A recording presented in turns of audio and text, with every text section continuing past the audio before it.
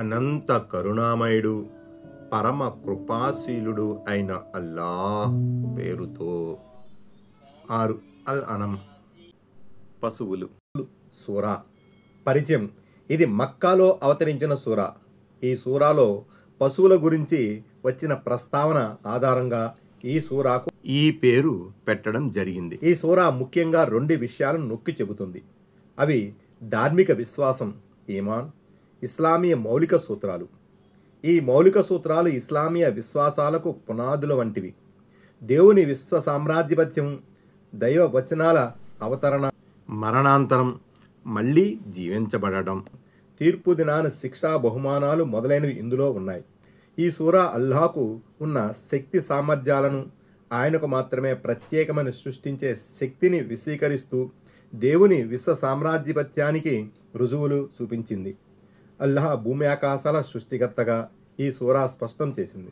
మానవాళిని మట్టి నుంచి సృష్టించాడని, ఒకే ఒక్క ప్రాణి నుంచి మానవాళిని పుట్టించాడని, ఆయన అన్నీ తెలిసినవాడని, అన్నీ గ్రహించేవాడని, మనం రహస్యంగా ఉంచిన వాటిని బహిర్గతం చేసిన వాటిని, మనం చేసే ప్రతి పనిని అన్నిటినీ ఎరిగినవాడని, మనకు కనబడని అగోచర విషయాల తాళాలు ఆయన వద్దనే ఉన్నాయని, అంటే మన గ్రహణ శక్తి, ఇంద్రియ జ్ఞానానికి అతీతమైన విషయాలన్నీ తెలిసినవాడని, ఆయన మనలను రాత్రుల్లో మృతుల మాదిరిగా చేస్తాడని, విత్తనాన్ని టెంకను చీల్చి మొలకెత్తేలా చేసేది ఆయనేనని, నిర్జీవ పదార్థం నుండి జీవిని, జీవి నుంచి నిర్జీవ పదార్థాన్ని తీసేది ఆయనేనని, రాత్రిని విశ్రాంతి సమయంగా చేసింది ఆయనేనని, మానవాళి ప్రయోజనం కొరకు సూర్యుణ్ణి, చంద్రుణ్ణి, నక్షత్రాలను సృష్టించింది ఆయనేనని, పందిళ్ల మీద పాకని చెట్లతో సహా రకరకాల తోటలను మన ప్రయోజనం కొరకు పశువులను సృష్టించింది ఆయనేనని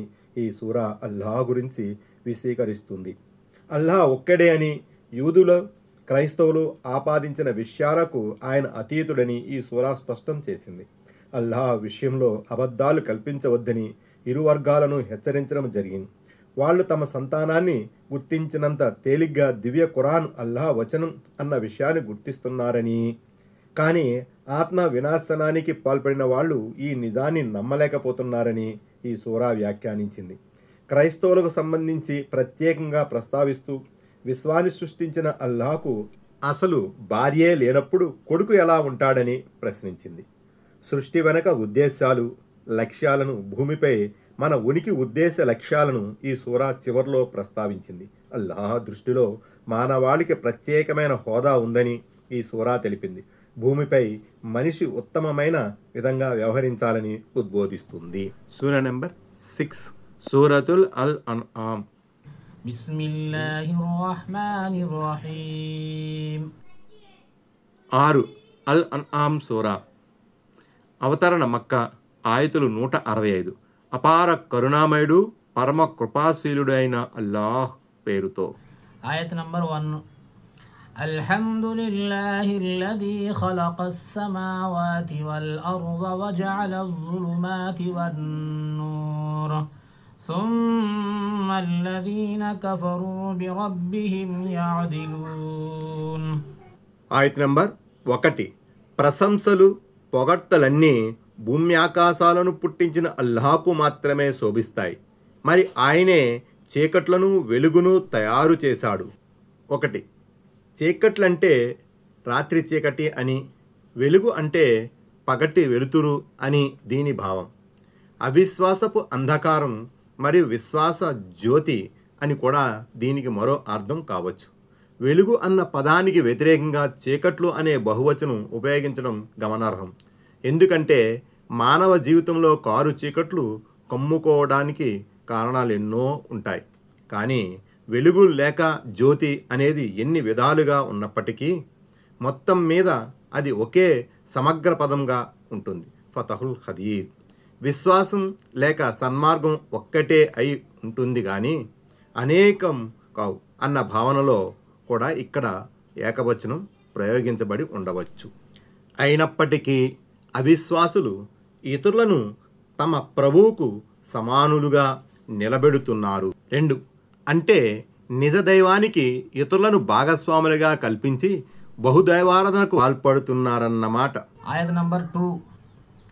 هو الذي خلقكم من طين ثم قضى أجلا وأجل مسمى عنده ثم أنتم تمترون. ఆయత నంబర్ 2.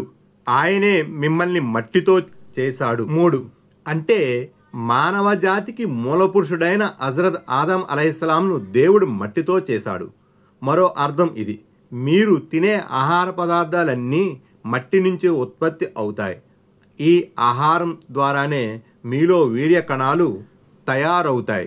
ఆ వీర్యాన్ని మీరు గర్భాశయంలోనికి స్ఖలిస్తారు. ఆ వీర్య కణమే మాతృగర్భంలో మానవ నిర్మాణ ప్రక్రియకు నాంది పలుకుతుంది. ఈ విధంగా మీ సృష్టిలో మట్టి ముఖ్య పాత్రను పోషిస్తుంది. ఆ పైన ఒక గడువు నిర్ధారించాడు. 4. అంటే మరణ సమయాన్ని రాసిపెట్టాడు. మరో నిర్ణీత గడువు మాత్రం అల్లాహ్ వద్దనే ఉంది. 5. అంటే పరలోక దినమని అర్థం.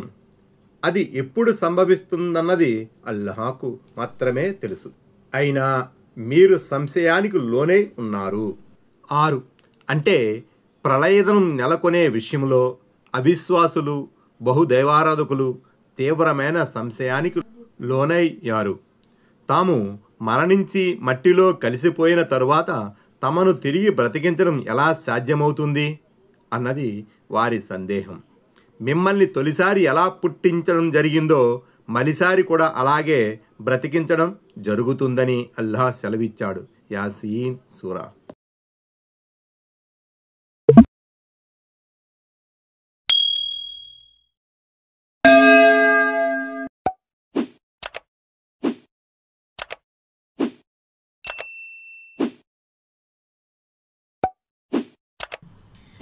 आयत नंबर 3. वहुवल्लाहु